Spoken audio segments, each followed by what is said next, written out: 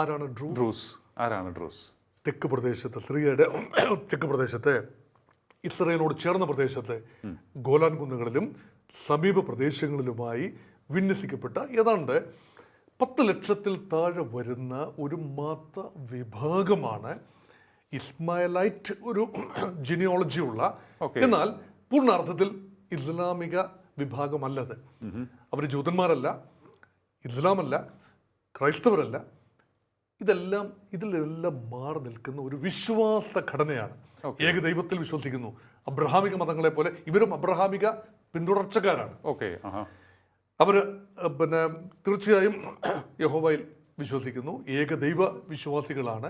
പക്ഷെ അവർ പുനർജനനത്തിൽ വിശ്വസിക്കുന്ന ഒരു വിഭാഗമാണ്. അവരുടെ വിശ്വാസത്തിന് കുറച്ച് വ്യത്യസ്തമായ ഒരു ഘടനയാണുള്ളത്. അങ്ങനെ വലിയ പ്രകടനപരതയില്ലാത്ത, ഒതുങ്ങിക്കൂടി ജീവിക്കുന്ന ഏതാണ്ട് 10 ലക്ഷത്തോളം പേരാണ്. ഇവർ 3-4 രാജ്യങ്ങളായി ചിതറി നിൽക്കുന്നു. ഈ സിറിയയുടെ ജനസംഖ്യയുടെ ഏതാണ്ട് 3% ഡ്രൂസാണ്. അതുപോലെ ലെബനന്റെ ജനസംഖ്യയുടെ തൊട്ടടുത്ത ചെറിയ രാജ്യമാണ് ലെബനൻ. ഇസ്രയേലിന് വടക്കുള്ള സിറിയയുടെ പടിഞ്ഞാറുള്ള ലെബനന്റെ ജനസംഖ്യയുടെ 5% ഡ്രൂസ് ആണ്.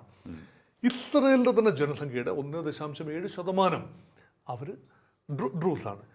അവരിൽ മിക്കവരും ഇസ്രയേലിന് വേണ്ടി സൈന്യത്തിൽ ജോലി ചെയ്യുന്നവരാണ്. ഇസ്രായേലി സൈന്യത്തിന്റെ ഭാഗമാണ്.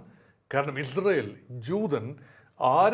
ജൂതനല്ലാത്ത മറ്റാരെങ്കിലും വിശ്വസിക്കുമെങ്കിൽ അത് ഡ്രൂസിനെയാണ്. അത്രയും പ്രാധാന്യം അവർക്കുണ്ട്, പ്രാധാന്യമുണ്ട്. അതൊരു ടാക്ടിക്കൽ രീതിയിലാണ്. കാരണം അവര് അറബി ഗോത്രങ്ങളുമായി, പ്രത്യേകിച്ച് ബെദോയിൻ ട്രൈബ്സുമായി എന്നും കലഹിച്ച് നിൽക്കുന്ന ഒരു വിഭാഗമാണ് ഡ്രൂസ്.